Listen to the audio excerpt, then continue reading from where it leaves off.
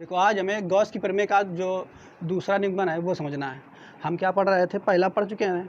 कोई एक चालक है, चालक गोला था, उसके कारण विद्युत क्षेत्र की तीव्रता क्या थी वो पढ़ चुके हैं। आज हमें पढ़ना अनंत लंबाई के एक समान रूप से आवेशित सीधे तार के निकट विद्युत क्षेत्र की तीव्रता। तो देखो हम ये एक तार बना देते हैं, ये देखो ये तार है, ठीक, और ये बहुत लंबा है। तार जो है ये इतना लंबा है कि आप इसकी लंबाई को नाप नहीं सकते हो। अनंत लंबाई का, अनंत लंबाई मतलब ऊपर बहुत लंबा है, तो इसको हम ऐसे कर देते हैं कि आपको समझ में आ जाए कि बहुत लंबा है, और इधर भी बहुत लंबा है, ठीक। अनंत लंबाई का एक तार है, और तार है तो इसको तार की तरह बना देते हैं, ठीक। कोई दिक्कत अब नहीं होगी, दिक्कत है, अब समझ में आ रहा है। ये अनंत लंबाई का तार है, क्लियर। अब इसको किया क्या गया है कि एक समान रूप से आवेशित किया गया है। एक समान रूप से आवेशित मतलब इसमें आवेश दे दिया गया है, धन आवेश, एक समान रूप से इसको आवेशित कर दिया गया, ठीक है बच्चों, क्लियर। इसको हमने एक समान रूप से आवेशित कर दिया गया। अब कह क्या रहा है कि आप ये बताइए इस तार के निकट विद्युत क्षेत्र की तीव्रता कितनी होगी। कल जो हमने निगमन बताया था उसमें क्या था, एक गोला था, उसको आवेश दे दिया था तो चारों उसके ऊपर आवेश आ गया था, उसके कारण जो गोले के कारण किसी बिंदु पर विद्युत क्षेत्र की तीव्रता क्या थी, उस गोले पर विद्युत क्षेत्र की तीव्रता क्या थी, फिर उसके केंद्र पर विद्युत क्षेत्र की तीव्रता क्या थी, कल हमने निकाल लिया था वो। लेकिन आज हमने ये तार लिया, इसके कारण विद्युत क्षेत्र की तीव्रता हमें निकालनी है, ठीक है।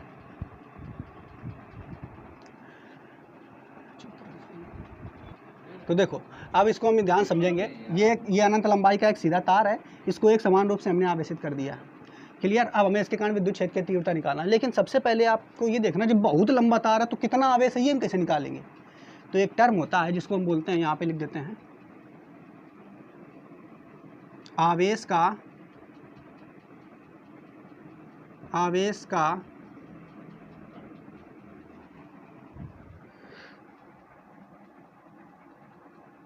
रेखी घनत्व, उसको लिखेंगे आवेश का रेखी घनत्व।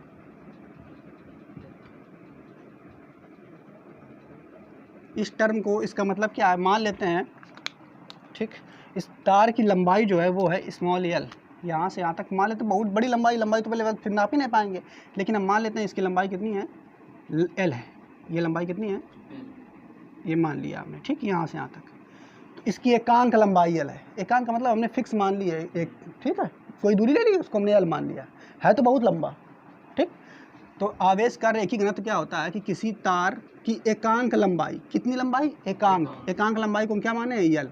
किसी तार की एकांक लंबाई पर कितना आवेश उपस्थित है, आवेश कितना उपस्थित है, इसी को हम क्या कहते हैं, आवेश का रेखी घनत्व। बात समझ पा रहे हैं। किसी तार की एकांक लंबाई पर कितना आवेश उपस्थित है, ये आवेश क्यों हमने मान लिया, कितना आवेश उपस्थित है, इसी को हम क्या कहते हैं, आवेश का रेखी घनत्व, क्या कहते हैं इसे।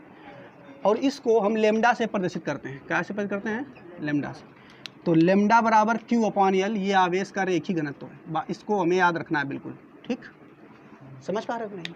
आपसे पूछेगा कि आवेश का रेखी घनत्व क्या होता है, तो आप बताओगे किसी तार की एकांक लंबाई, किसी तार की एकांक लंबाई पर जो आवेश उपस्थित होता है उसी को हम आवेश का रेखी घनत्व कहते हैं, अर्थात लेमडा बराबर क्यू अपॉन एल। ये आपको टर्म एक जगह याद रखना है। अब यहाँ पे फिर आते हैं।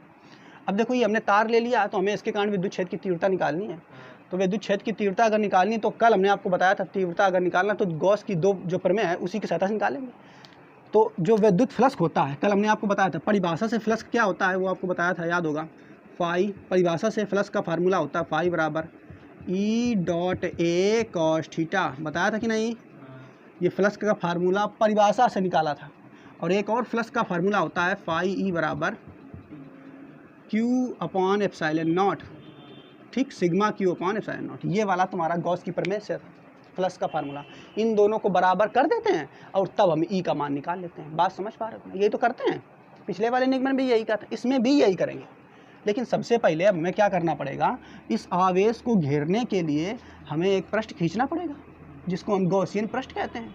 तो इसको घेरते हैं। अब ये समझिए, देखो अब मान लो ये तुम्हारी अगर छड़ है, मतलब ये एकांक लंबाई का तार है, तो इसको अगर घेरना है, ऐसे घेरना है, तो घेरने के लिए कोई ऊपर से ऐसे बेलनाकार बॉक्स लाएंगे तभी तो गिरेगा, ये नहीं समझ पाए।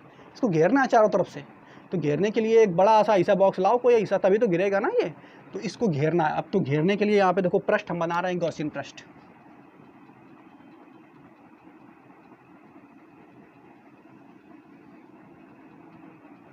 ये है गॉसियन पृष्ठ जो कि इसको घेर रहा है चारों तरफ से, ठीक है। समझ पा रहे हो कि नहीं? ऊपर से भी इसको घेर दिया इसने, ऐसे बना देते हैं, ऐसे घेरा है। क्लियर?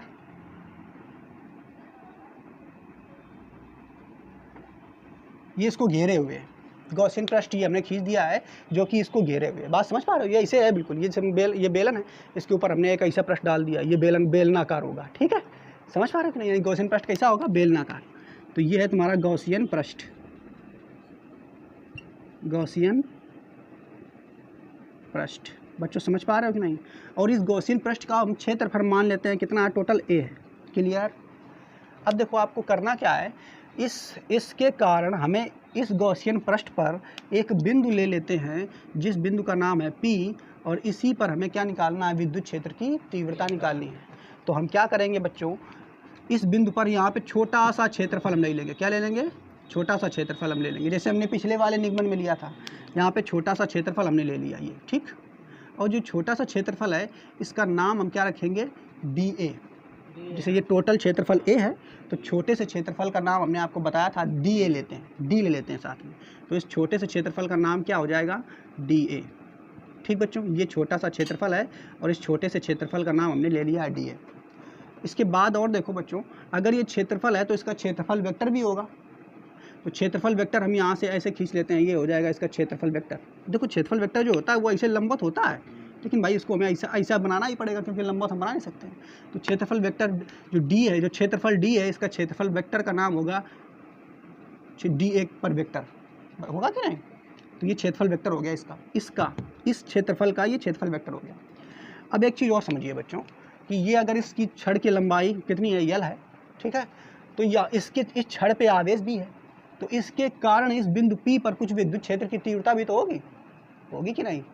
तो विद्युत क्षेत्र की तीव्रता जो होगी वो किधर को होगी? इधर को होगी, ऐसे ऐसे ऐसे ऐसे, इधर को इधर को। तो अगर हम कहें इस बिंदु पर विद्युत क्षेत्र की तीव्रता किस दिशा में होगी, तो इस बिंदु पर विद्युत क्षेत्र की जो तीव्रता होगी वो भी इसी दिशा में होगी कि नहीं? देखो ये विद्युत क्षेत्र की तीव्रता हम यहाँ से दिखा रहे हैं, तो वो भी इसी दिशा में होगी। ये पहला वाला जो वेक्टर था ये DA था, ये क्षेत्रफल वेक्टर था, और दूसरा वाला जो है ये E को प्रदर्शित कर रहा है, अर्थात विद्युत क्षेत्र की तीव्रता को प्रदर्शित कर रहा है। बात समझ पा रहे हो कि नहीं? क्लियर? इसके अलावा यहाँ से इस बिंदु से यहाँ तक की जो दूरी है वो है स्मॉल r। कितनी है? Small r। मान लिया हमने यहाँ से यहाँ तक की जो दूरी है कितनी है? ये स्मॉल r। पहले बात समझते रहो मेरी, जितने हम पॉइंट बताते रहे उनको याद ध्यान समझते रहना है। ये छड़ है, इसकी लंबाई स्मॉल l थी। फिर हमने क्या किया, इसके ऊपर गॉसियन पृष्ठ खींच दिया एक, और गॉसियन पृष्ठ का क्षेत्रफल टोटल A है। इसका छोटा सा क्षेत्रफल हमने लिया है DA। कितना लिया है? DA। तो इसका क्षेत्रफल वेक्टर होगा, उसका नाम है वेक्टर DA, ठीक है। इसके बाद हमने क्या बताया, इस छड़ के कारण इस बिंदु पर विद्युत क्षेत्र किधर को होगा? उसी दिशा में होगा, ठीक है। जिस दिशा में क्षेत्रफल वेक्टर है उसी दिशा में तुम्हारा E की दिशा भी होगी। तो E यानी विद्युत क्षेत्र जिस दिशा में है उसी दिशा में क्षेत्रफल वेक्टर है। तो दोनों के बीच कोण कितना होगा? 0। कितना होगा भाई? जिस दिशा में तुम्हारा E है उसी दिशा में DA है, तो दोनों के बीच कोण कितना होगा? 0। तो हम यहाँ लिखेंगे थीटा बराबर कितना आ जाएगा? 0 डिग्री। समझ पा रहे हो कि नहीं? यहाँ तक समझ पाए? अब हम यहाँ पे देखो आगे लिखेंगे इस तरफ, इसको थोड़ा सा हम मिटाते हैं और इधर थोड़ा लिखते हैं, ठीक है। इसको मिटाते हैं, ये तो आप जान ही चुके हो। हाँ, इधर लिखते हैं थोड़ा, ठीक है। इधर लिखते हैं, देखो क्या लिखते हैं, क्षेत्रफल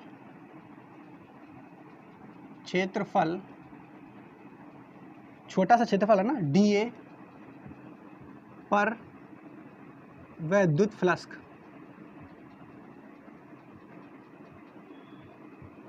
तो जब छोटा सा क्षेत्रफल है तो फ्लक्स भी छोटा होगा, तो कितना होगा? फ्लक्स D phi E है। और ये D phi विद्युत फ्लक्स का फार्मूला क्या होता है? हमने आपको बताया था अभी, क्या होता है? E dot A। लेकिन यहाँ पे A नहीं रखेंगे, DA रखेंगे। क्यों? छोटा सा क्षेत्रफल है ना। तो E डॉट DA और cos थीटा, और cos थीटा का मान तुम निकाल चुके हो, 0 होता है। तो लिखेंगे इसको D phi E बराबर E डॉट DA और cos थीटा यानी cos 0, और cos 0 का मान कितना होता है? 1। तो इंटू में हो जाएगा 1। क्लियर बच्चों? समझ पाए यहाँ तक? इसके बाद देखिए आपको क्या करना है, ये क्षेत्रफल तुम्हारा छोटा है, क्षेत्रफल छोटा है, लेकिन हमें क्या निकालना है, इस पूरे के कारण फ्लक्स निकालना है। बात समझ पा रहे हो कि नहीं? देखो ये क्षेत्रफल कितना है, छोटा है, छोटा क्षेत्रफल, लेकिन हमें पूरे क्षेत्रफल पर कितना फ्लक्स आ रहा है ये निकालना है। तो पूरे के कारण, क्षेत्रफल के कारण हमें फ्लक्स अगर निकालना है तो क्या करना पड़ता है भैया, समाकलन। क्या करना पड़ता है, छोटे के कारण तो इतना है फ्लक्स, तो पूरे के कारण हम पूछ लें पूरे पृष्ठ पर फ्लक्स कितना होगा, तो हमें इस छोटे वाले का क्या करना पड़ेगा, समाकलन। तो यहाँ पे लिखेंगे संपूर्ण पृष्ठ पर विद्युत फ्लक्स।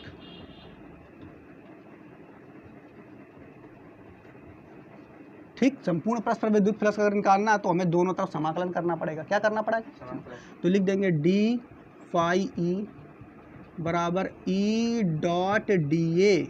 अब दोनों ओर समाकलन कर देते हैं बच्चों, इधर भी समाकलन करना पड़ेगा और इधर भी समाकलन करना पड़ेगा। क्लियर? अब देखो इसका समाकलन करोगे तो छोटा भाई साहब था ये बड़ा हो जाएगा कि नहीं, तो वही हमने बताया कि बस इसका डी हट जाएगा और फ्लक्स जो है तुम्हारा फाई ई आ जाएगा। क्लियर? देखो जैसे समाकलन किया तो ये छोटा था पहले, अब बड़ा हो जाएगा तो फाई हो गया, फाई बड़ा हो गया, डी हट जाएगा, बस इतना समझ लो। अब जब इसका समाकलन करेंगे तो ई का समाकलन तो होगा नहीं, ई अचर पद है, ये बाहर आ जाएगा, तो ई को ले लिया हमने बाहर। और समाकलन किसका होगा, समाकलन केवल और केवल डी ए का होगा। किसका होगा बच्चों, डी ए का समाकलन होगा। तो इसका जब करेंगे तो फाई ई बराबर ई डॉट, अब देखो ये समाकलन, ये डी है, डी और समाकलन ये दोनों हट जाएंगे, यानी बड़ा हो जाएगा, केवल ए बचेगा। क्या बचेगा, ए। तो फाई बराबर ई डॉट ए, यहाँ तक हो गया। और ए क्या है बच्चा, तो ए जो ये तुम्हारा पूरा गॉसियन पृष्ठ है उसका क्षेत्रफल है। ए क्या है, गॉसियन पृष्ठ का क्षेत्रफल। और गॉसियन पृष्ठ है क्या, बेलन है। क्या है, गॉसियन पृष्ठ क्या है भाई, मान लो ये छड़ है, इसको घेरोगे तो बेलन के द्वारा ही तो घेरोगे, तो ये जो बन रहा है पूरा बेलन है। और बेलन का जो पृष्ठ क्षेत्रफल होता है वो क्या होता है, 2 पाई आर एल। क्या होता है बेलन का, तो ए बराबर यहाँ से तुम्हारा निकल के आ जाएगा 2 पाई आर एल। ये क्या है, बेलन का क्षेत्रफल, इसका क्षेत्रफल। समझ पा रहे हो कि नहीं? ठीक है, यहाँ पे चाहो तो अपना लिख लेना, बेलन बन रहा है ना गॉसियन पृष्ठ, तो इसलिए बेलन का पृष्ठ क्षेत्रफल। बच्चों समझ पा रहे हो कि नहीं? ए का मान क्या हो जाएगा, 2 पाई आर एल। तो यहाँ पे आप रख सकते हो, तो फाई बराबर बच्चों यहाँ से हो जाएगा ई डॉट 2 पाई आर एल। ये समीकरण नंबर हम 1 मान लेंगे। यहाँ तक किसी को दिक्कत? इसके बाद ये देखो, ये परिभाषा से तुम्हारा फ्लक्स की परिभाषा से ये हमने सॉल्व किया है इतना। अब हम गॉस की प्रमेय से निकालेंगे फ्लक्स। किससे निकालेंगे, गॉस की प्रमेय से। तो गॉस की प्रमेय से फ्लक्स निकाल के देख लेते हैं। देखो अब इधर देखो, अब यहाँ तक समीकरण नंबर 1 हो चुका है। अब हम लिखेंगे फ्लक्स गॉस की प्रमेय से।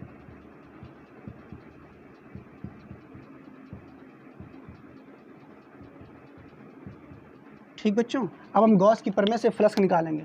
तो गॉस की प्रमेय से फ्लक्स क्या निकलता है, तुरंत आपको पता है, फाई बराबर, तुरंत याद होना चाहिए क्या होता है, फाई ई बराबर sigma Q upon epsilon not. यही तो होता है, सबको मालूम है। देखो गॉस की प्रमेय यही होती है। अब टोटल जो इस पर आवेश दिया गया यहाँ तक हम मान लेते हैं ये आवेश कितना है बच्चों, क्यू है। कितना है, क्यू, यहाँ से यहाँ तक आवेश। तो टोटल आवेश इसके अंदर जो है उसको जोड़ा गया है ये, तो टोटल आवेश की सिग्मा क्यू की जगह कितना आएगा, क्यू। ठीक, तो यहाँ करेंगे फाई ई बराबर क्यू अपॉन एप्सिलॉन नॉट। ये समीकरण नंबर हो जाएगा बच्चों 2, हो जाएगा 2। अब यहाँ पे आपको क्या करना है, देखो ये समीकरण नंबर 1 है, ये समीकरण नंबर 2 है। लेकिन यहाँ पे एक चीज़ और आप देखिए ध्यान से, ऊपर हमने आवेश का रेखीय घनत्व तो पढ़ाया कि नहीं। इसमें क्या है, डेल्टा बराबर क्यू अपॉन एल है कि नहीं। अब यहाँ से अगर Q का मान निकालें तो यहाँ से Q का मान निकालेंगे तो L का इसमें गुणा हो जाएगा। तो Q का मान अगर निकालोगे बच्चों तो ये हो जाएगा डेल्टा इंटू एल, हो जाएगा कि नहीं। Q का मान अगर निकालेंगे, सॉरी लेमडा है, Q का मान निकालेंगे तो लेमडा इंटू एल हो जाएगा। और ये Q का मान उठा करके हम इसमें रख दें, ठीक है। तो Q का मान उठा के यहाँ पे रखेंगे तो ये हो जाएगा फाई ई बराबर कितना है, lambda into L upon epsilon not. इसको समीकरण नंबर 3 मान लेते हैं। क्लियर, ठीक है। अब क्या करेंगे, समीकरण 1 और समीकरण 3 की तुलना करने पर क्या लिखेंगे यहाँ पे, समीकरण 1 व 3 की तुलना करने पर। तो तुलना करोगे तो बच्चों देखो, ये भी फाई है यानी फ्लस्क है, ये भी फाई है यानी फ्लस्क है, दोनों तरफ फ्लस्क ही तो है, दोनों पक्ष बराबर है ना, ये वाले बाएं बाएं पक्ष। अगर बाएं बाएं पक्ष बराबर हैं तो दाएं वाले पक्ष भी तो बराबर होंगे कि नहीं। तो हम क्या कर सकते हैं, ये बराबर ये कर लेंगे कि नहीं। देखो भैया ये दोनों बराबर है, या इसे अगर मैं समझ में आ रहा, तो तुम क्या करो, उठा के लिखा हुआ है फाई ई बराबर ई इंटू 2πr, तो फाई ई का मान उठा करके इसमें रख दो, बस फाई ई का मान यहाँ पे रख दो फाई की जगह, और रख दोगे तो ये पक्ष और ये पक्ष आपस में बराबर हो जाएगा कि नहीं। तो रखोगे तो भाई इसकी जगह ये यानी ये फाई की जगह हम ये लिख दे रहे हैं E into 2πr, E into 2πr बराबर ये हो जाएगा lambda into L upon epsilon not. Clear. अब क्या करेंगे, देखो कुछ कटेगा तो यल से यल कट रहा है, यल से यल कट रहा है कि नहीं। देखो ये वाला यल भाई साहब और ये वाला यल कट गया, हमें निकालना क्या है, हमें तो बच्चा ई निकालना है ना। तो ई बराबर जब निकालोगे तो आ जाएगा ई बराबर लेमडा, ठीक है, ये लेमडा तो वैसा ही है, अपॉन एप्सिलॉन नॉट, और जो ये 2πr है ये बटे में चला जाएगा कि नहीं, तो आ जाएगा 1/2πr। क्लियर, यहाँ तक समझ पाए। अब इसको थोड़ा और बदलेंगे, देखो अब देखो यहाँ पे क्या किया गया है, ये ई बराबर इसको हमें 1/4πε0 बनाना है। क्या बनाना है इसको, नीचे वाले को 1/4πε0, तो इसको ऐसे लिख सकते हैं ई बराबर 1/2π है तो 2π लिख दो, एप्सिलॉन नॉट है तो इसको पहले लिख दो, एप्सिलॉन नॉट लिख दिया, इंटू लेमडा है तो ऊपर लेमडा लिख दिया, बटे आर बचा था ये यार तो आर को यहाँ लिख दिया। क्लियर। अब क्या करेंगे, देखो 1/4πε0 होता है लेकिन यहाँ 2 ही पाई है, तो 4π करने के लिए 2 का गुणा ऊपर करो, 2 का गुणा नीचे करो, कर देंगे, कोई दिक्कत। तो वही काम हम यहाँ कर दे रहे हैं कि 2 का गुणा ऊपर करा दो और 2 का गुणा नीचे करा दो। अरे कट जाएगा तो फिर वही आ जाएगा। तो कराएंगे तो जब इसके साथ 2 का गुणा कराएंगे तो ई तुम्हारा इधर लिख देते हैं, इधर लिख देते हैं, ठीक है। तो ई तुम्हारा जगह दिख रहा है उधर, हाँ इधर लिख देते हैं। देखो तो ई जो तुम्हारा आगे क्या हो जाएगा, देखो ई बराबर हो जाएगा 1/, ये 2 का गुणा इसमें करा देंगे तो हो जाएगा 4π एप्सिलॉन नॉट, और ऊपर क्या हो जाएगा 2 लेमडा अपॉन, इसी का साथ गुणा कराया है ना, तो ये गुणा में है तो अपॉन आर, 2r थोड़ा होगा भाई, ये गुणा में है, ये चीज़ एक ही है ना, नहीं समझ पा रहे हो, ये गुणा में है, ये इसके साथ अलग अलग थोड़ा गुणा होगा, गुणा में प्लस होता अगर यहाँ पे तो अलग अलग गुणा होता। तो 2 का गुणा इसमें कराया और 2 का गुणा इसमें तो इसके साथ करा दिया, तो ये हो गया 2 लेमडा अपॉन आर। तो यही तुम्हारा जो है निगमन आ गया निकल करके सूत्र लास्ट में, ठीक है। शांत हो जाओ, तो फिर देख लो, हमने सबसे पहले क्या किया, एक अनंत लंबाई का तार लिया, ठीक, बहुत लंबा तार है, इसमें प्लस प्लस आवेश दे दिया, मान लिया इसकी दूरी जो है यल है, कितनी दूरी है, यल दूरी, ठीक। इसके बाद हमने क्या बताया, आवेश का रेखी घनत्व, रेखी घनत्व क्या होता है, लेमडा बराबर Q/L, ठीक। इसके बाद क्या करना है, हमें यहाँ पे इसके कारण विद्युत क्षेत्र की तीव्रता यानी ई निकालनी है। तो क्या करना पड़ेगा, सबसे पहले आप इसको घेर दो किसी पृष्ठ से, तो जब घेरा तो ये घेरा जो बना है इसे हम कहते हैं गॉसियन पृष्ठ, क्या कहते हैं, और इस गॉसियन पृष्ठ का क्षेत्रफल हमने ए मान लिया। फिर क्या किया, इस गॉसियन पृष्ठ पे एक छोटा सा क्षेत्रफल ले लिया जिसका नाम था डी ए, क्या नाम था, डी ए, और डी ए का क्षेत्रफल क्या वेक्टर जो हो जाएगा वो डी ए वेक्टर हो जाएगा। क्लियर। अब हम क्या बता रहे हैं कि इस छड़ के कारण इस बिंदु पर जो विद्युत क्षेत्र की तीव्रता है वो ई है, वो भी इसी दिशा में होगी, तो दोनों के बीच कोण कितना हो जाएगा, 0। कितना कोण हो जाएगा, 0। क्लियर। अच्छा अब हम क्या, अब 2 चीज़ें आपको बस याद रखनी है, बस बिल्कुल सरल है, 2 चीज़ें याद रखनी है, एक फ्लक्स निकालना है परिभाषा से और दूसरा फ्लक्स निकालना है गॉस की प्रमेय से, और दोनों को बराबर करना है। तो ये वाला जो पहला जो निकालना है फ्लक्स डी ए, क्षेत्रफल डी ए पर विद्युत फ्लक्स, तो ये परिभाषा से निकल रहा है, क्या से निकल रहा है, ये किसकी परिभाषा से, विद्युत फ्लक्स की परिभाषा से, तो निकालेंगे भाई। तो क्या उसका फार्मूला होता है, फाई ई बराबर E dot A cos theta होता है कि नहीं, लेकिन यहाँ पे छोटा सा क्षेत्रफल है इसलिए छोटा सा फ्लक्स आएगा, तो डी फाई ई बराबर E dot D A cos theta, ठीक। इसके बाद डी फाई बराबर E dot D A cos theta, यानी कॉस थीटा की जगह आ जाएगा 0, तो cos 0 का मान होता है 1, तो हमने डायरेक्ट 1 रख दिया। क्लियर।